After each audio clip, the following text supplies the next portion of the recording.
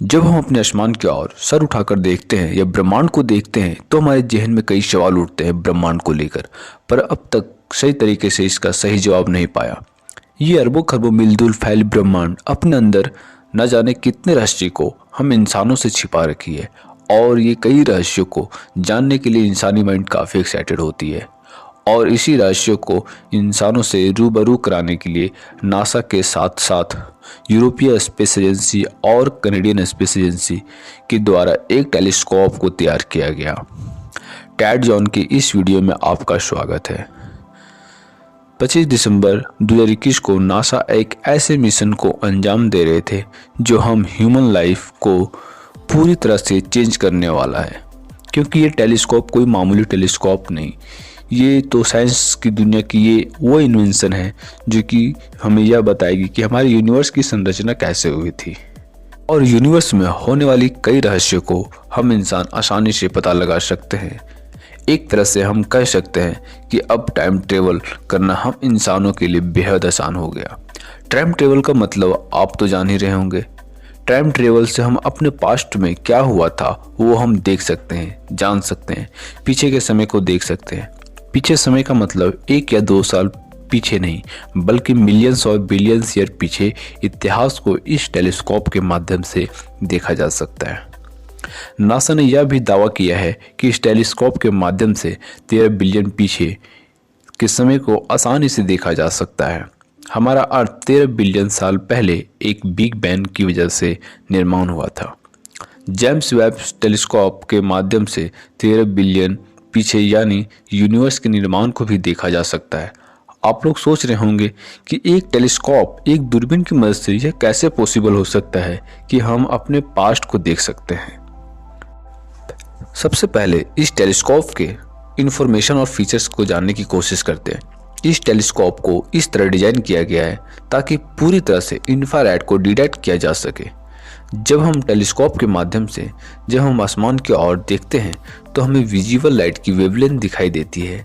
मतलब हम उससे सिर्फ वही लाइट को देख पाते हैं जो हम अपनी आंखों से देख पाते हैं, जो हमें जनरल टेलीस्कोप को यूज करते हैं। आप तो जानते ही होंगे कि विजिबल लाइट की वेवलेंथ ब्लू से रेड कलर की ओर होती है। रेड की वेवलेंथ सबसे हाई होती है।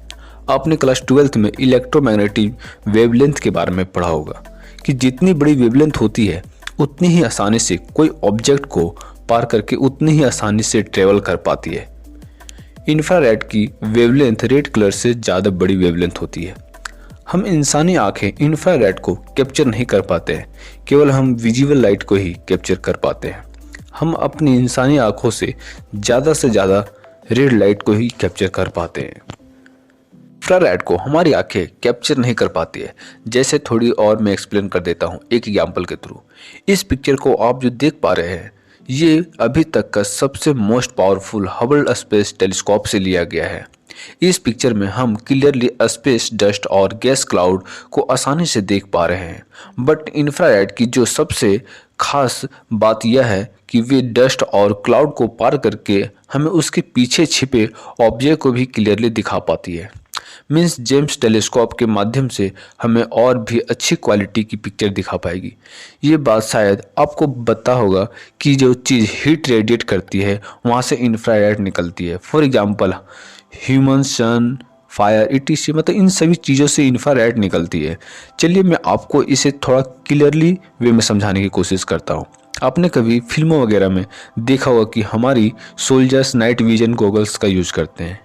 ये गॉगल्स इंफ्रारेड को डिटेक्ट करते हैं। अगर इस नाइट विजन से हम रात में किसी ऑब्जेक्ट को देखते हैं तो शायद हमें वह ऑब्जेक्ट इस टाइप से दिखाई देंगे।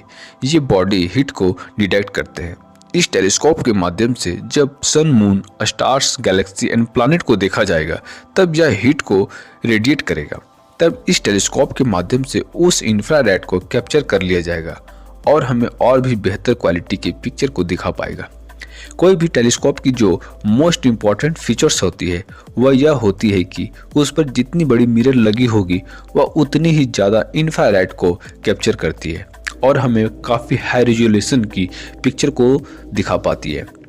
और इस बात को लेकर आप यह देख सकते हैं कि ये दो टेलीस्कोप, जो सबसे छोटा है वह हबल टेलीस्कोप है जो दूसरी तरफ बड़ी टेलीस्कोप दिखाई दे रही है वह जेम्स वेब टेलीस्कोप है। मतलब जैसे जैसे हमारी टेक्नोलॉजी फास्ट हो रही है वैसे ही हमारी टेलीस्कोप में चेंजिंग आ रही है। आप देख पा रहे होंगे कि हबल टेलीस्कोप के मुकाबले जेम्स टेलीस्कोप की मिरर की साइज को काफ़ी बढ़ा दी गई है।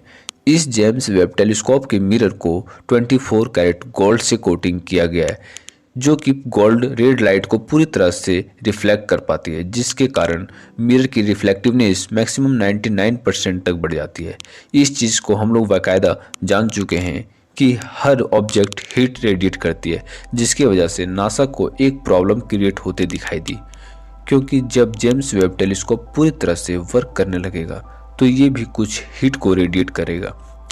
तो ऐसे सिचुएशन के समय टेलीस्कोप से भी इंफ्रारेड निकलने लगेगी, जो ब्रह्मांड से आने वाली इंफ्रारेड के रास्ते में इंटरफेयर करेगी।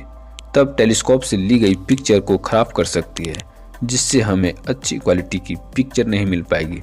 इसी प्रॉब्लम से छुटकारा पाने के लिए इसे ऐसा डिजाइन किया गया है ताकि ये सिर्फ -223 डिग्री टेम्परेचर पर ही प्रॉपरली वर्क करेगी, और अर्थ पर इतने तापमान को मेंटेन करना इम्पॉसिबल है।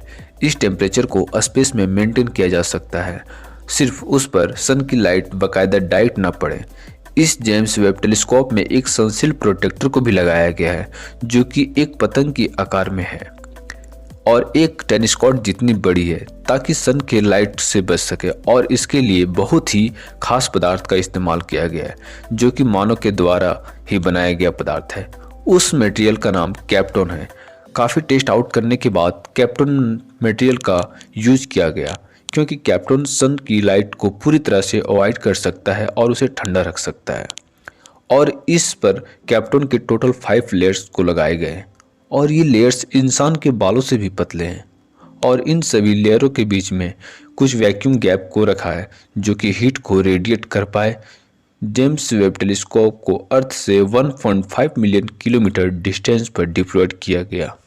जिस पॉइंट पर रखा गया उसे L2 नाम दिया गया, और ये सन के दूसरे साइड होगा, जिससे सन से निकलने वाली प्रकाश टेलीस्कोप पर पड़ने वाली लाइट को ज़्यादा से ज़्यादा अवॉइड कर सके। L2 की जो खास बात है वह यह है कि यह अर्थ के साथ साथ मूव करता है, और सन और टेलीस्कोप के बीच अर्थ के साथ साथ मूव करेगी, और सन की लाइट टेलीस्कोप पर पड़ने से बची रहेगी, जिसकी वजह से पिक्चर की क्वालिटी और भी अच्छी होगी। इस प्रोजेक्ट को बनाने में लगभग 10 बिलियन यानी 74,000 करोड़ का खर्च आया।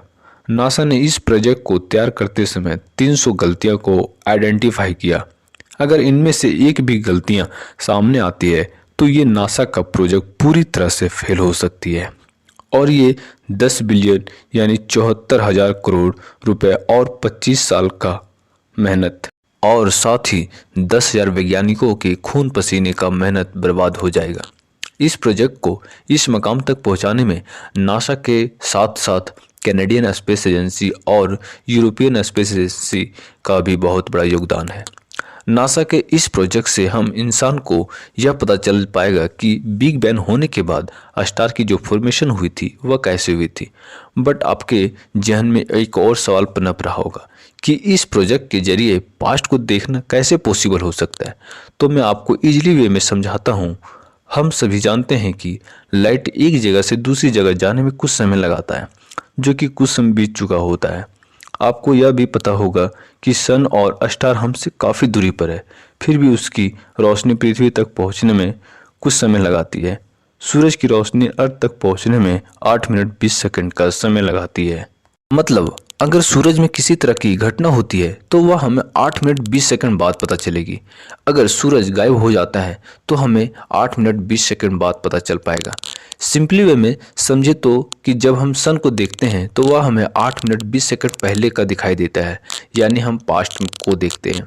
इसी थ्योरी के माध्यम से स्टार और गैलेक्सी को जानने की कोशिश करते हैं। हमें पता है कि स्टार और गैलेक्सी हमसे मिलियंस लाइट ईयर्स दूर है, और आपको यह भी पता होगा कि हम किसी भी ऑब्जेक्ट को तभी देख पाते हैं जब उस ऑब्जेक्ट की लाइट हमारी आंखों तक पहुंच पाती है।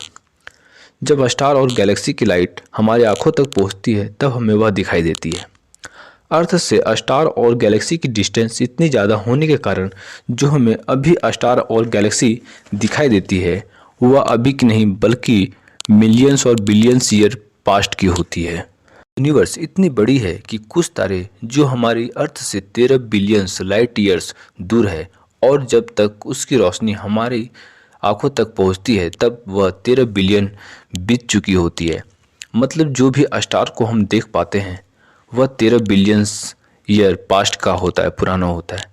इस जेम्स वेब टेलीस्कोप की वजह से हम इतिहास की एक झलक को देख सकते हैं, या फिर यह कह सकते हैं कि हम समय में पीछे जा सकते हैं या टाइम ट्रेवल कर सकते हैं।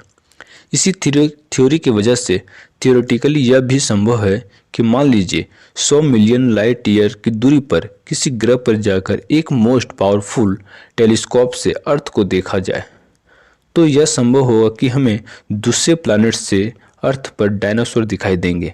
बट इतनी दूरी को तय करने में हमें काफ़ी ज़्यादा समय लग सकता है। यदि हम अपने आप को टेलीपोर्ट कर पाएँ तो यह संभव हो जाएगा और हम टाइम ट्रेवल कर सकते हैं। तो चलिए देखते हैं most powerful James Webb telescope कौन कौन से न्यू प्लैनेट को खोज पाता है, या कहीं और भी हमारी अर्थ के जैसा दूसरा ग्रह है, या यूनिवर्स में कहीं छुपे हुए एलियंस या अन्य प्रजाति मौजूद हैं या नहीं। ऐसी कई रहस्यों को जानने के लिए ही नासा ने इतने बड़े प्रोजेक्ट को अंजाम दिया है।